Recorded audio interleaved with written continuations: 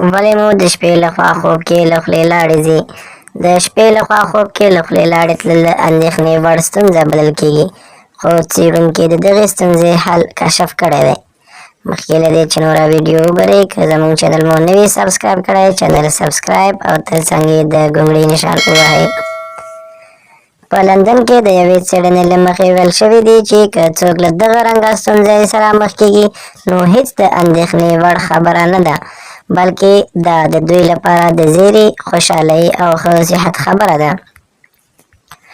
د څېړونکو په وینا هر هغه څوک چې د شپې لخوا یې خوب ښه او ارام وي، د دوی د خولې څخه د شپې د خوب پر وخت لاړې ځي.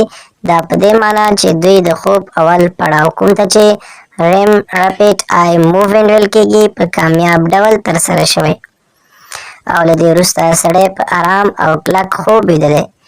دا د دې نښه ده چې د خوبولیو په خوب کې هیڅ کوم خلل نه پیښیږي او د دوی بدن او دماغ له خوب څخه پوره ګټه پورته کوي.